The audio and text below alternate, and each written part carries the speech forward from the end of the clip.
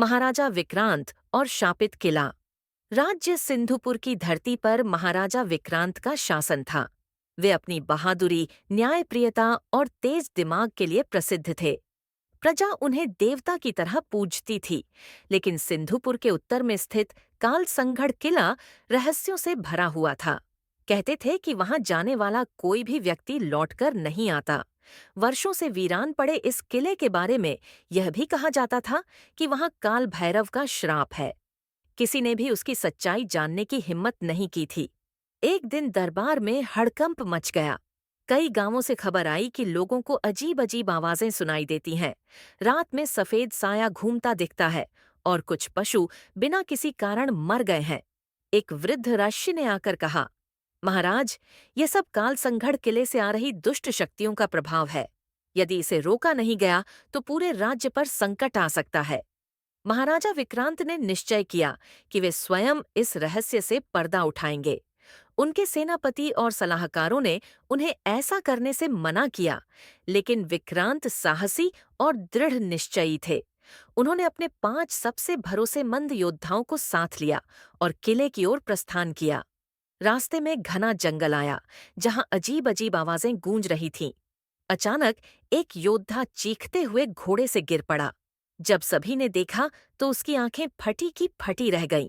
वह योद्धा बोलने की कोशिश कर रहा था, लेकिन उसके मुंह से कोई शब्द नहीं निकल रहे थे।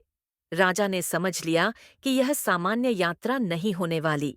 वे उसे वहीं छोड़ने को मजबूर हुए और आगे बढ़े। जब वे किले के विशाल दरवाजे पर पहुंचे तो दरवाजा अपने आप गड़गड़ाहट के साथ खुल गया। ठंडी हवा का झोंका आया, जिससे ऐसा लगा जैसे किसी ने उन्हें किले में खींच लिया हो। किले के अंदर का भयानक रहस्य भीतर अंधकार था। राजा और उनके सैनिकों ने मशालें जलाईं और आगे बढ़े। वहां की दीवारों पर कुछ अजीब चित्र बने थे, जिनमें दिखाया गया था कि कोई राजा अपने ही दरबार में विश्वासघात का शिकार हुआ था।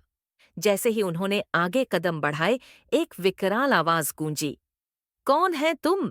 क्यों आए हो इस शापित स्थान पर? राजा ने कहा, मैं महाराजा विक्रांत हूँ।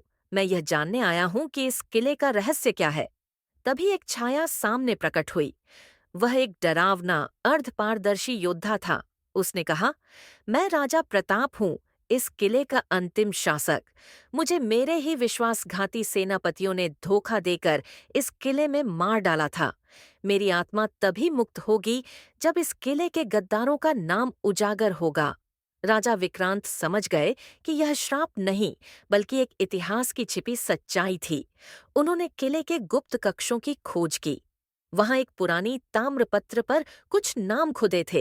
ये नाम उन्हीं विश्वासघाती मंत्रियों के थे, जिनके वंशज आज भी सिंधुपुर में ऊंचे पदों पर थे।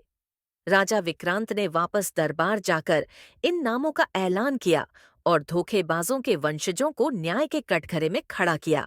जैसे ही सच्चाई सामने आई, कालसंगढ़ किले से उठता धुआं धीरे धीरे गायब होने लगा और वहां की हवा फिर से शुद्ध हो गई। राजा प्रताप की आत्मा मुक्त हो गई और उसने राजा विक्रांत को आशीर्वाद दिया। सिंधुपुर में फिर से खुशहाली लौट आई। राजा विक्रांत ने साबित कर दिया कि अंधविश्वास के पीछे हमेशा कोई सच्चाई छिपी होती है।